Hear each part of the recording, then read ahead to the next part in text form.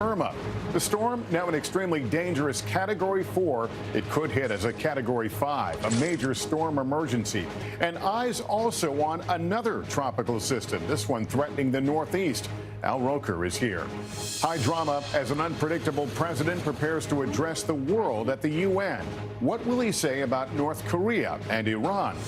Acid attack. American students burned in a bizarre incident at a train station in France. Hazing in America. Our special look at a growing concern on college campuses. Tonight, an anguished dad who says hazing pushed his son to suicide. And the marathon bombing survivor and the movie star inspiring America. Nightly News begins right now. From NBC News World Headquarters in New York, this is NBC Nightly News with Lester Holt. Good evening, everyone, and thank you for being here.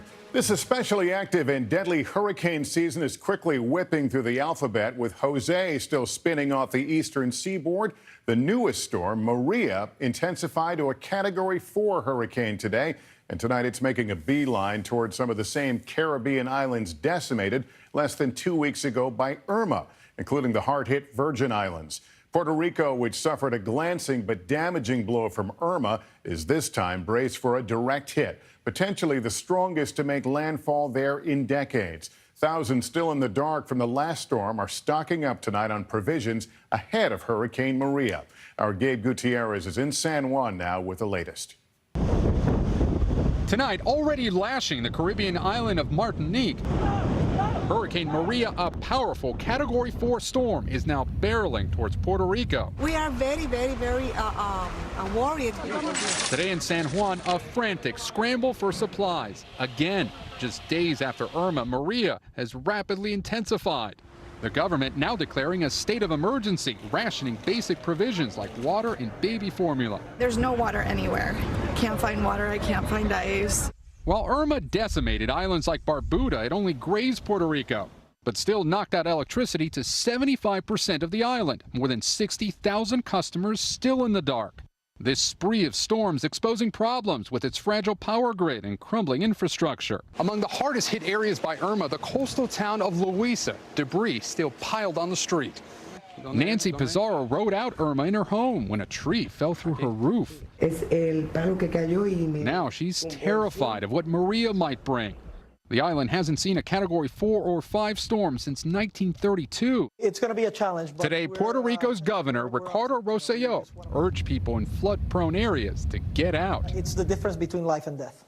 It's really that simple. Puerto Rico was the safe haven for some 3,500 Irma evacuees from other Caribbean islands, some on dialysis still in this shelter.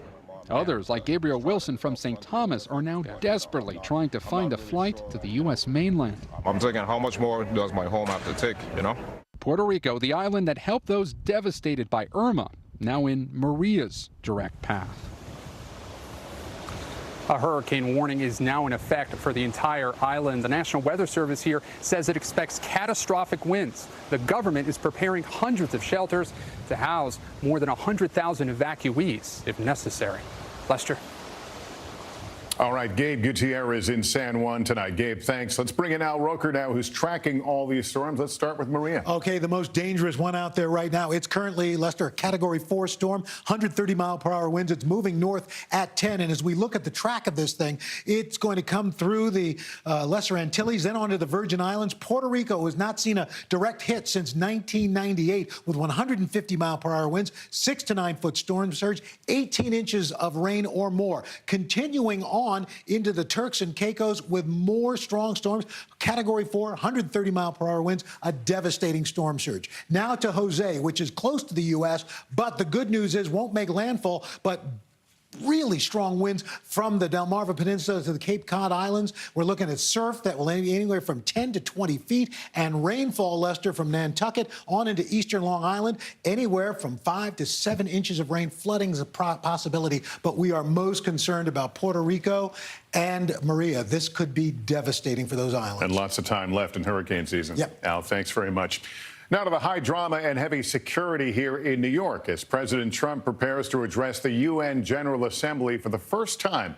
More than 100 world leaders and diplomats holding their breath over what this unpredictable president who has derided the very existence of the United Nations, will say. All of it coming amid nuclear tensions with North Korea and a war of words over the nuclear deal with Iran. NBC's Kristen Welker has details tonight from the UN.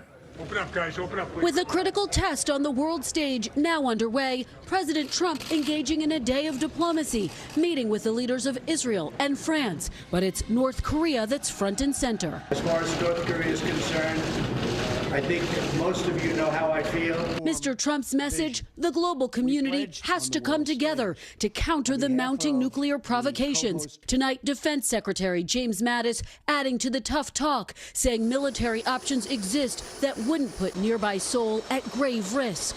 Over the weekend, the president mocking leader Kim Jong-un with a new nickname, Rocket Man, as the U.S., Japan, and South Korea unleashed a new show of force over the Korean peninsula. Another flashpoint, the Iran nuclear deal, with a crucial deadline approaching. Will President Trump uphold the deal orchestrated by the Obama administration? You'll see very soon. Today, the leader of Iran unleashing this stern warning. Exiting such an agreement would carry a high cost for the United States of America. And as he grapples with global threats, the president's trying to shake things up at the UN. Long a critic. When do you see the United Nations solving problems? They don't.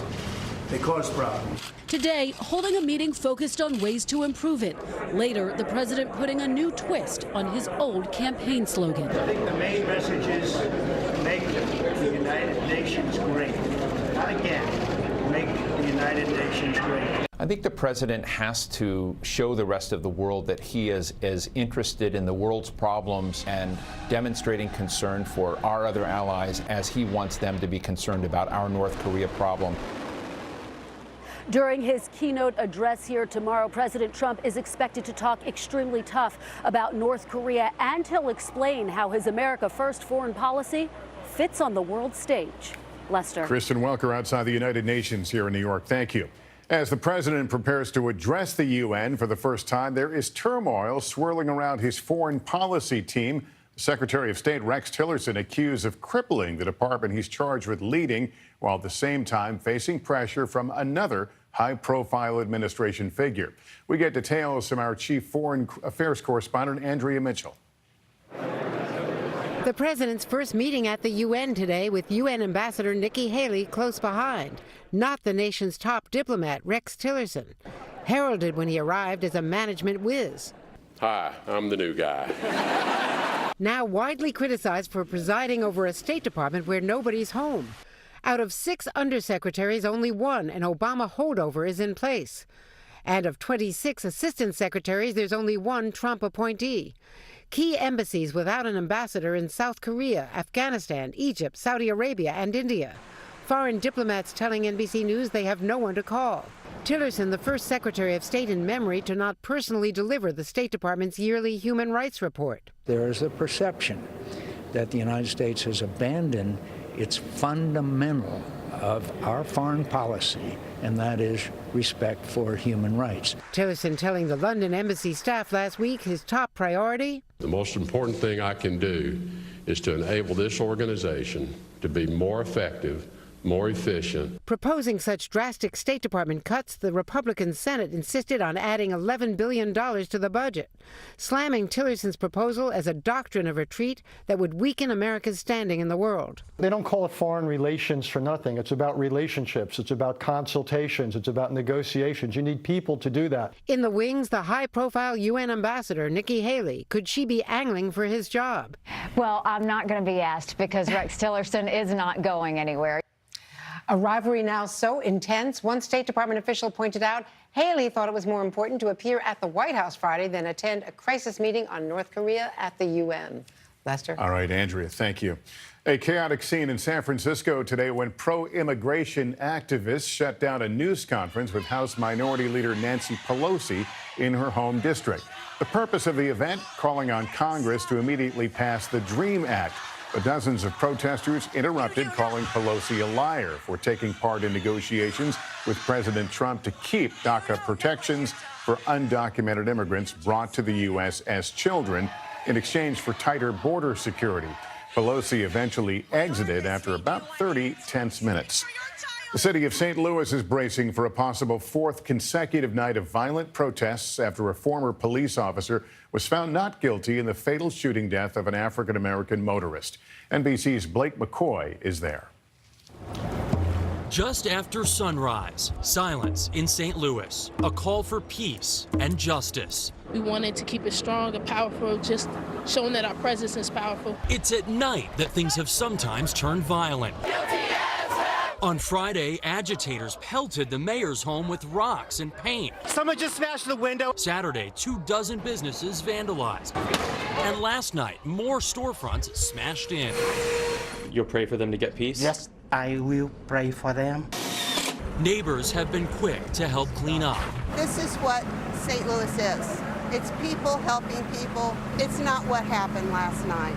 More than 140 people have been arrested since Friday, when a white police officer was acquitted in the 2011 shooting death of a black man. U2 and Ed Sheeran both canceled concerts here this weekend. The National Guard remains on standby. State and local police are out in force. We're in control. This is our city, and we're going to protect it. Here on damaged storefronts, you can see volunteers painting murals over the plywood. Some of these business owners tell us they plan to close early tonight, bracing for another protest. Lester? Blake McCoy in St. Louis, thank you. Let's turn overseas now to a frightening attack on American students at a train station in France. The young women burned by acid. The latest incident involving an increasingly common and a very dangerous weapon.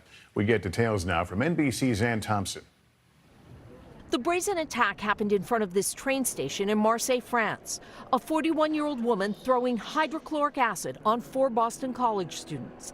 Identified today as Charlotte Kaufman, Kelsey Costin, Michelle Krug, and Courtney Siverling, all juniors. The students were treated at a hospital and released. Police arrested the attacker, saying she has a history of mental illness. Krug, who was hit in the eye, posting on Facebook they are anticipating a quick recovery and asking for prayers for their attacker, writing mental illness is not a choice and should not be villainized. We're very proud of the girls and how they've acquitted themselves throughout this very difficult ordeal. Acid Survivors Trust International says there are 1,500 reported acid attacks a year. 80% of the targets are women. In London, almost 300 attacks this year, including this one by 2 suspects on a motorbike, captured on surveillance. The American women plan to finish the semester in Europe, like other students we talked to, unafraid.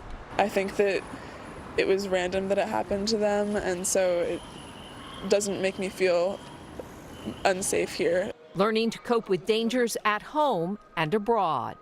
Ann Thompson, NBC News.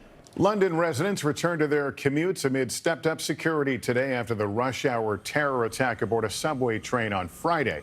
2 suspects have been arrested, one possibly seen minutes before the attack, carrying the same kind of bag the bomb was found in. That suspect reportedly lived in a foster home for refugees honored by Queen Elizabeth in 2010. Still ahead, hazing in America. One devastated family out to change the system after they say fraternity hazing drove their son to his death. Also, trouble in store for one of the biggest names in the toy biz. Stay with us. For adults with advanced non-small cell lung cancer, previously treated with platinum-based chemotherapy, including those with an abnormal ALK or EGFR gene who've tried an FDA-approved targeted therapy, here's a question. Who wouldn't want a chance for another? Who'd say no to a? Who wouldn't want a chance to live longer? Opdivo, nivolumab. Opdivo demonstrated longer life versus chemotherapy. Over 40,000 of these patients have been prescribed Opdivo. Opdivo works with your immune system. Opdivo can cause your immune system to attack normal organs and tissues in your body and affect how they work. This may happen anytime during or after treatment is ended and may become serious and lead to death. See your doctor right away if you experience new or worsening cough, chest pain, shortness of breath, diarrhea, severe stomach pain or tenderness, severe nausea or vomiting, extreme fatigue, constipation, excessive thirst or urine, swollen ankles, loss of appetite, rash, itching, headache, confusion, hallucinations, muscle or joint pain, flushing, fever, or weakness, as this may keep these problems from becoming more serious. These are not all the possible side effects of Opdivo. Tell your doctor about all your medical conditions, including immune system problems, or if you've had an organ transplant or lung, breathing, or liver problems. A chance